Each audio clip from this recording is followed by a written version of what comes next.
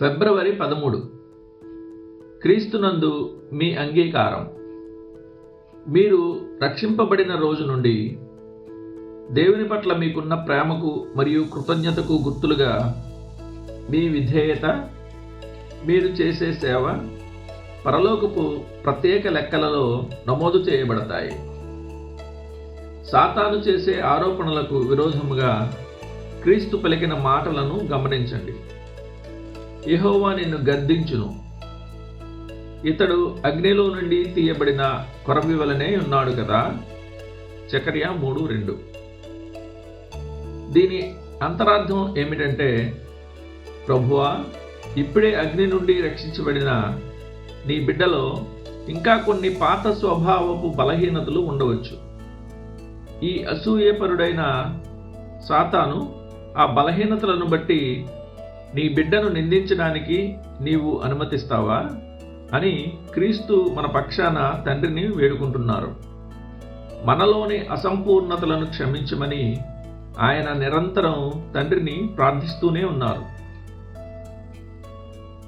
సాతాను మనల్ని ఎప్పుడూ ఒకే ప్రశ్నతో వేధిస్తుంటాడు. పరిశుద్ధుడైన దేవుడు నీలాంటి బలహీనుడి అర్పణను స్వీకరిస్తాడా? ఇక్కడే మనం ఒక విషయాన్ని గ్రహించాలి. అంగీకారం అనేది 2 రకాలుగా ఉంటుంది. అప్పు తీర్చడం. ఒకరికి మనం బాకీ ఉన్నప్పుడు చల్లని నాణేలను లేదా సగం డబ్బును ఇస్తే వారు అంగీకరించరు. మన పాపం అనే అప్పు విషయంలో దేవునికి మనం బాకీ పడ్డాం. కానీ శుభవార్త ఏమిటంటే, మన తరపున యేసుక్రీస్తు ఆ అప్పును పూర్తిగా చెల్లించారు.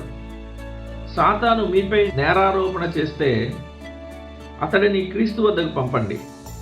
తన రక్తంతో తుడిచివేసి పూర్తిగా చెల్లించబడింది అని ముద్ర వేసిన లెక్కల పుస్తకాన్ని ఆయన సాతానుకు చూపిస్తాడు.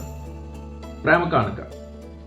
బాకీ వసూలు చేసేవాడు విరిగిన నాణ్యాన్ని తీసుకోకపోవచ్చు, కానీ ఒక స్నేహితుడు ప్రేమతో ఇచ్చే చిన్న కానుకను అది ఎంత తక్కువ విలువదైనా సంతోషంగా అందుకుంటాడు. మీరు చేసే చిన్న చిన్న మంచి పనులను దేవుడు బాకీ తీర్చే ధనముగా చూడరు, కానీ ఒక బిడ్డ తన తండ్రికి ఇచ్చే ప్రేమ కానుకగా చూస్తారు. సామెతలు 19:22 ప్రకారం మనిషి హృదయం నిబద్ధతనే కోరుతుంది. కానుక యొక్క విలువ ముఖ్యం కాదు, దాని వెనుక ఉన్న మీ హృదయం ముఖ్యం. ప్రేమతో పంపే దేనినైనా దేవుని ప్రేమ తిరస్కరించదు.